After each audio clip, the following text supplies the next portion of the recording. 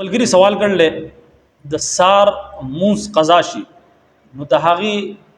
د قضا ادا کولو طریقه بسنګي آیا دا ماسپخین منګه ادا کول شو یا نشو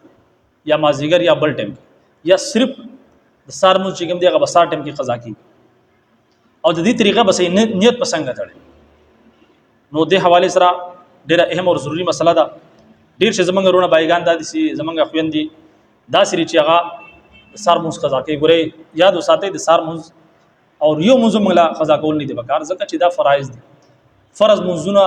موږ له پس ستري قوانين بالکل دانه د بکار چې هغه موږ قضا پریدو دا کومه پریدونه دا کبیره ګناه دي او سړی قضا کې داغه نه بعد غموز بیا هم کی قضا د هغه نه باوجود با دا انسان چې کوم دی 100 کال دی په جهنم کې سوځي په حدیث کې دې باره کې ډېر سخت وعید راغله البته سانه قضا شو تا ونه کو نه داغه نه بعد د دې چې کوم دی کول دا ضروری دي دا سینې چې دا ستاته معاف شو قضا به هم کوي قضا کول بیا ضروری دي سمجھ کې خبر راځي نو چې موږ قضا کوو نو امید دي چې الله رب العزت په زمونږ دا ګناه معاف کړي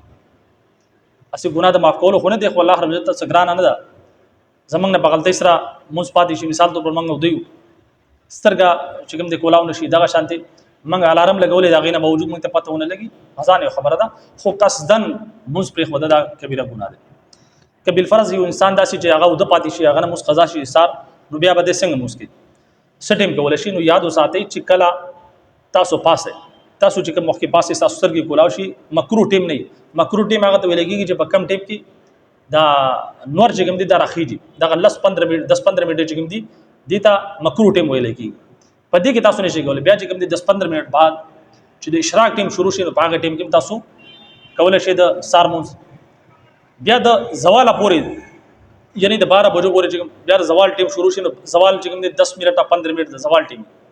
دا هغه وخت پورې چې کوم دي تاسو کولای شئ زوال ټیم شروع شي د 10 15 منټ تاسو بیا نشئ کولای خطا دا غینه بعد د ماسپخین ټیم شروع شي او د ماسپخین د مازن مخکیم کولای شي رسوم کولای شي دا شانتي مازیګرم کولای شي مازیګر مانځنه مخکې مازیګر مانځنه رسو دا شانتي ماخام د مانځنه مخکې ماخام د مانځنه رسوم دا شانتي ماسوتن د مانځنه مخکې د ماسوتن د مانځنه رسوم کولای شي په سټیم کې کولای شي د دې سقیر نه باس خلک وځي یا دا سار مونږ دا سار قضا شوی دا بسار کو چې کوم د کو د دې قضا دا سینه ده په هر ټیم کې تاسو کولای شي دویمه خبره ده خلک دا سوال کوي چې آیا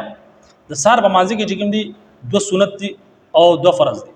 آیا د سنت به سره موږ قضا کو کنه نو د سنت او قضا نشته صرف د فرض او قضا ده اگر چې د سنت مؤکده دي لیکن د قضا چې موږ په هغه کې صرف چې کوم دي صرف فرض چې کوم رکعاتونه دي هغه قضا وي او د قضا نیت په څنګه کوي نو څنګه چې عام مستاسو نیت کوي دا شانتي تاسو د قضا نیت وتړئ چې سار 2 رکعات قضا مزدا او دا که تاسو د جبنه وي نو سیدا که جبنه ونه وي صرف پسړه کې تاسو دا نیت وکړئ چې زه د سار مزدا کومه قضا نو تاسو بالکل دا شان نیت کولای شئ زرنم صرف نیت کولای شئ په جبه باندې ویل ضروری نه دي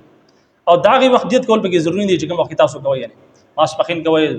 ماخام کوي ماسودن کوي دا غي وخت نیت به ضروری دي صرف تاسو دا نیت وکړئ چې به سار قضا مزدا کوم بس دا غینه بعد چې کوم د 2 رکعات فرض وکړي دا غینه بعد سلام وړو دا شان دي با تاسو چې کوم قضا مونږی هغه با ادا شي نو د حواله سره ډیر شي خلک چې کوم دي غلط فهمي شکار دي نو دا یو ملګری سوال کړو نو ما ضروری وګڼل چې دی باندې ویډیو ورکم چې ټول څنګه رونه بایگان دي زمونږ خويندې دي هغه تم د حواله سره صحیح پیغام لاړ شي او دا صحیح مسله داغو سمجھ کې راشي نو دا کلیپ د سمخیم شیر کړئ د صدقه جاریه په تور پر باندې چې څومره خلک ته د حواله سره علم نشته هغه تم د حواله سره علم وشي نو دبل ویډیو پوری اجازه راکړئ السلام علیکم ورحمت الله وبرکاته